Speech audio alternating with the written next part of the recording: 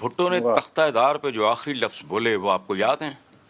उसने कहा था फिनिश इट, फिनिश इट।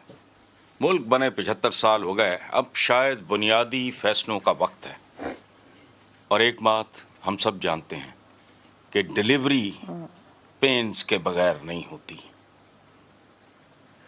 बस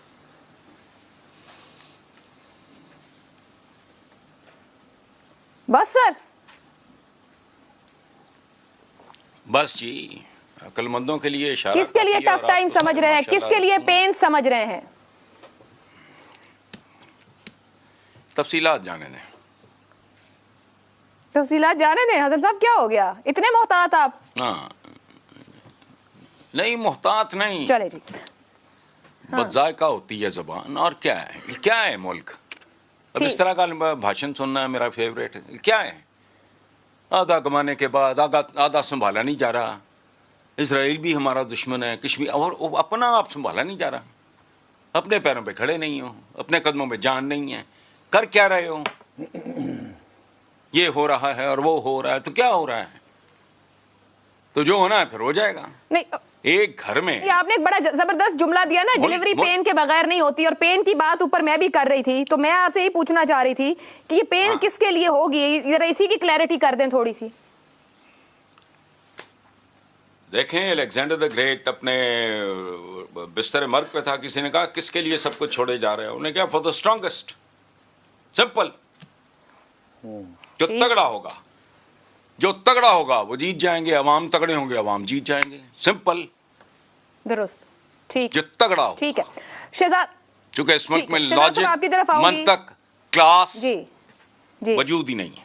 जी, लॉजिक मंतक का वजूद। सर, सूरत हाल जो दिखाई दे रही है, कल भी गुफ्तगू, अभी हसन साहब भी बात कर रहे हैं, सबर का पैमाना लबरेज हो गया। वो एक फिनिश इट, मैं उसको फिक्स इट कहूँ, जो भी सूरत हाल है, क्या इस्टेब्लिशमेंट ने इमरान खान को टफ टाइम देने का फैसला कर लिया है?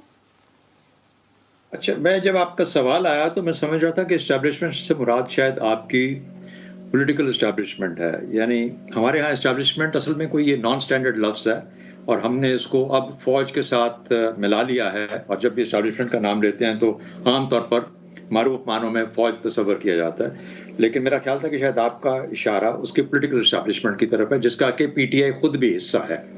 जो पार्लियामेंट के अंदर जो पार्टियां हैं या जो गवर्नमेंट में हैं या जो बाकी हैं पार्टियां, और वो मिल मिला के सारे पॉलिटिकल एस्टेब्लिशमेंट बनती है। बहरहाल वो एक तरफ छोड़ते हैं, क्योंकि आपका सवाल बिल्कुल डायरेक्टेड ही आर्मी के बारे में और आर्मी की लीडरशिप के बारे में और इमरान खान के बारे नहीं में। सर, मेरे सवाल में हमने थोड़ा इसको तब्दील किया। आप देखेंगे जो चल भी रहा है, जो मैंने बोला भी अभी, पार्लियामान और एस्टेब्लिशमेंट का टफ टाइम देने को तैयार, अदलिया की तरफ से रिलीफ। हाँ, मैं आपको, देखिए, मैं दोनों चीजें आपको बताता हूँ। एस्टैब्लिशमेंट का जहां तक कल की मीटिंग से ताल्लुक है, और इसको जोड़ा जा रहा है क्योंकि कल पार्लियामेंट की एक जॉइंट सेशन है पार्लियामेंट का।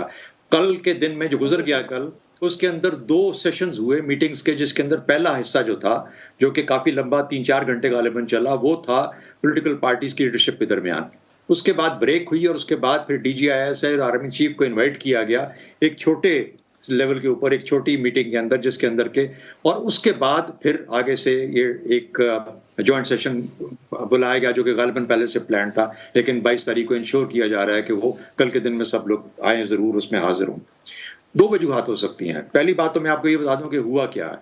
हुआ ये है, जहां तक जब आर्मी के चीफ और DGISI को बुलाया गया और उनसे ये जिक्र किया गया कि ये हमारी पॉलिटिकल लीडरशिप के कंसर्न्स हैं या गवर्नमेंट के कंसर्न्स हैं या सियासी तौर पर जो कंसर्न्स हैं, उसमें 2 चीजें कही गई बड़ी वाज़ेह तौर पर। पहली बात ये कि जो मामलात बातचीत से हल हो सकते हैं उनको बातचीत से हल किया जाए।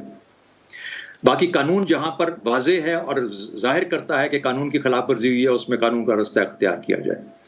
और तीसरा, यूज ऑफ फोर्स को बिल्कुल एज एन ऑप्शन खत्म कर दिया जाए। ये होगा ही नहीं, यूज ऑफ फोर्स नहीं होना चाहिए, और खास तौर पर उस लेवल तक जहां पे कि आप आर्मी और आर्मी चीफ को और DGISI को इन्वॉल्व कर रहे हैं। तो ये 3 बड़े वाज़ेह पैगाम दिए गए। तो इसलिए वो खदशा और वो खतरा जो हम इस सवाल के थ्रू या इस तरह की सोच के थ्रू हम गालिबन जाहिर करना चाह रहे हैं, एग्जिस्ट नहीं करता। पाकिस्तान की फौजी एस्टैब्लिशमेंट ने वाज़ेह कर दिया है कि भले जो मर्जी कोई कहता रहे, लंदन में क्या हुआ, कौन से प्लान का कौन हिस्सा था, ये प्राइम मिनिस्टर का सवाबदीद है, वो किसको आर्मी चीफ लगाता है। और जब आर्मी चीफ लग जाता है कोई आदमी, तो फिर वो पाकिस्तान की आर्मी का आर्मी चीफ होता है। वो इंडिया की आर्मी का आर्मी चीफ नहीं बनता, और उसने पाकिस्तान के लिए अपनी लड़ाई लड़नी होती है। तो इसलिए रिगार्डलेस, उसको आप जो मर्जी कहते रहे, जनरल बाजवा को जब वो थे तो उस वक्त क्या कहते थे, जब चले गए हैं तो अब और ज्यादा कहा जाता है, क्या फर्क पड़ता है? एक आदमी है, उसको आपने अगर बदनाम कर दिया तो क्या फर्क पड़ता है? ये ऐसा इदारा है जो अपना काम अपनी जान पे खेल के अपनी प्राइज जो है उनको अदा करता रहेगा। एक तो ये बात होगी। दूसरी, उस पे आ जाइए जो कल का पार्लियामेंट का आपने जिक्र किया। पार्लियामेंट मोस्ट लाइकली कल रेजोल्यूशन पास होगी इमरान खान और पीटीआई के खिलाफ, और ये कहा जाएगा कि इसको दहशतगर्द जमात डिक्लेयर किया जाए। रेजोल्यूशन आएगा, जाहिर है पार्लियामेंट खुद तो फैसला नहीं कर सकती, पार्लियामेंट कानून भी नहीं ऐसा कोई बना सकती जिसके अंदर ये कहा जाए कोई पार्टी ऐसे कर रही हो तो उसके साथ ऐसे किया जाए, क्योंकि वो कानून अल्टीमेटली फिर जाएगा सुप्रीम